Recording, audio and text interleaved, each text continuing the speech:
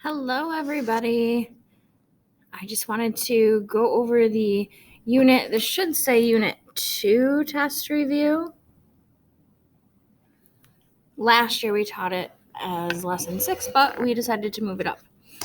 All right, so your test is going to take place on Wednesday and Thursday of this coming week, the 4th and 5th.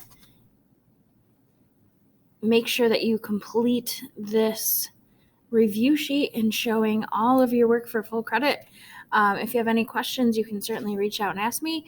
For those of you that are hybrid, we'll be going over a lot of these in class. So that's why I wanted to make sure for my virtual students that I could walk you through some of these. So this first one is just multiplying. That's your product rule. And I do want to point out, if you go to the classwork tab and click on, you may notice this exponent rules image right here. If you click on that, that has all of your exponent rules that I wrote on the board in my classroom. So your product rule is what we're using right now, your quotient rule. You can use any of this for your tests and quizzes, so please take advantage of your resources. All right, so let's get back to this.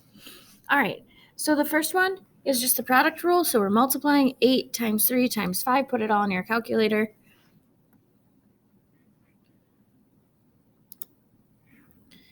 8 times 3 times 5, 120. And when you're multiplying, you're adding exponents. So we're just going to add our 7 plus 4 plus 12. So 11 and 12 is going to give us x to the 23rd. All right, same thing with this. Looks a little scarier just because of the parentheses, but it's still multiplying. Again, just multiply.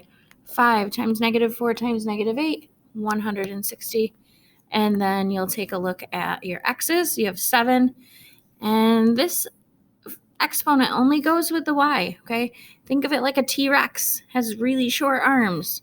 So it only reaches to this variable. So the x actually has a 1 as an exponent. So for our x's, we have 7, plus 1 is 8, plus 5 more is x to the 13th. And for our y's, we have 4, and 3 is 7, plus 11, y to the 18th.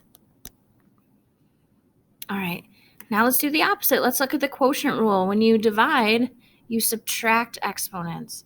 So we don't have any coefficients to divide, so it's just going to be y to the 9th, 27 minus 18. Same with this. All right, now we just have some coefficients to deal with. So we'll do 48 divided by 12 is 4. And then again, subtract your exponents. 12 minus 4 is w to the 8th. All set. All right. Next one, a little bit more complicated, just more than one variable. That's okay. Again, divide. 240 divided by 80 gives us 3. For your a's, you have 7 minus 4, so it's a to the 3rd. 5 minus 5 is 0, so the b's cancel. And then for your c's, it's always the top minus the bottom. 3 minus 9, negative 6. All right, but that brings us to our next rule.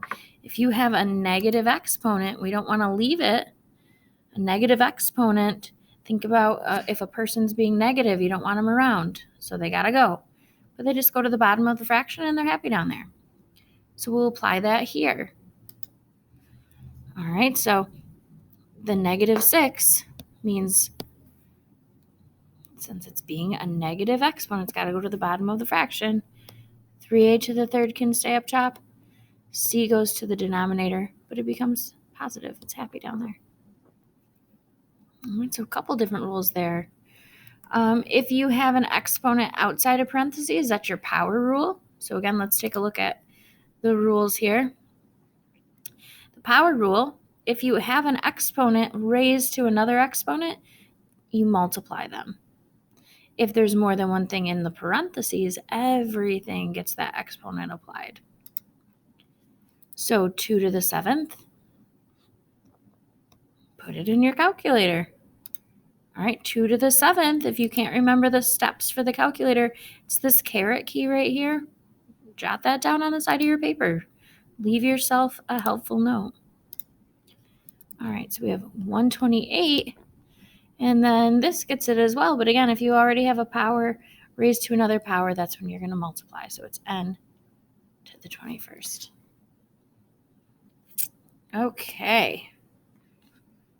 A few more rules here. So this is the same type of problem, 5 to the third, and then we're going to apply that to everything. It's like using the distributive property. 5 to the third is not, 15. It's 125. Use that calculator. M to the third again. Multiply those to the 9th, and n to the 21st.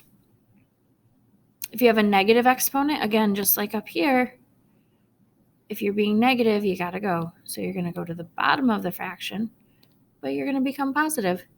If there's nothing in the top, it's a 1. Like in the question above it, there's the 3a that got to stay up top.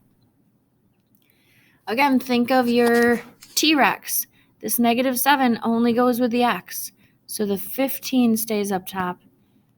X to the 7th goes to the bottom. All right. If you have something like this, you're seeing something raised to an exponent and then you're multiplying. So let's think about PEMDAS for a second here. Okay, this doesn't want to work right now for some reason. PEMDAS, there we go. Exponents come before multiplication, so I got to deal with these first. So d to the 10th times d to the 21st times d to the 18. Now you're not finished until you just have one of each variable left, so we need to combine these now. So now we're going back to our product rule. If you're just multiplying, you add exponents. So it's going to end up being d to the 49th. Okay, just make sure you take it to that next step. A lot of you got to this point, but I did see some that forgot to go further.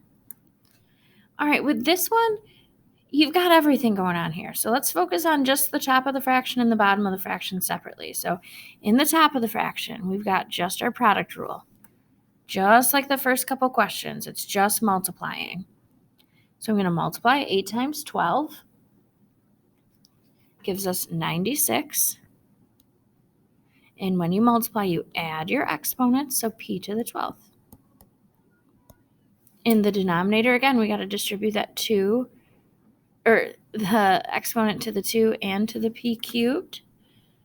It's not 12. 2 raised to the 6th power, 64. And then p to the 3rd raised to the 6th, again, power to a power we multiply, and we get 18. We're not done, though, because now we have to deal with the fact that there's still 2 of the same variable. So now we're going to divide. 96 divided by 64, 1.5. Not too bad of a decimal, but in these instances, you want to change them to a fraction. So remember, hit math, enter, enter. Again, that was math, enter, enter. Make a note on the side of your paper if you can't remember that. All right, so we have 3 halves. And then again, when we are dividing, we subtract exponents. When we multiply, we add them, but when we divide, we subtract. So that's p to the -6. Uh-oh. Negative exponent again. So the 3 is going to stay up top, but because this part's negative, it has to go to the bottom of the fraction with the 2.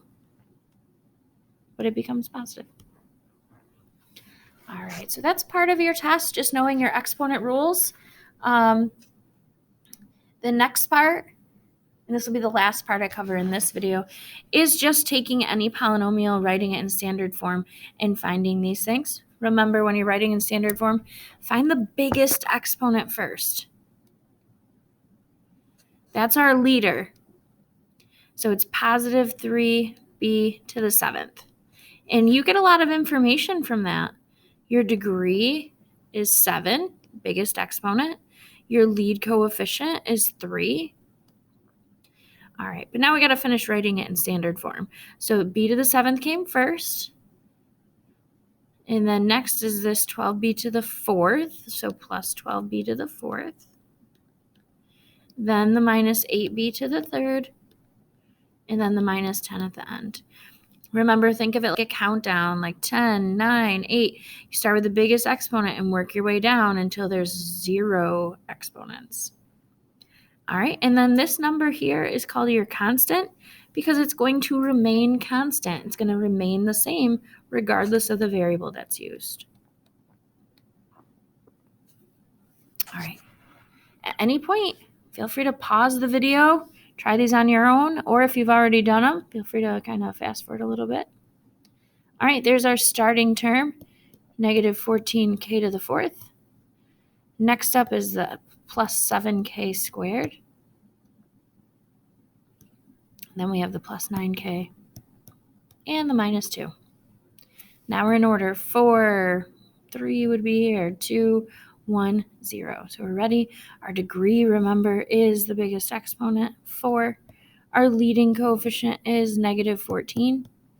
And our constant is negative 2. All right, so I'll stop there with this first video. I'll be putting up a couple other videos for the other two. Have a great day. Stop into Math Lab if you have any questions.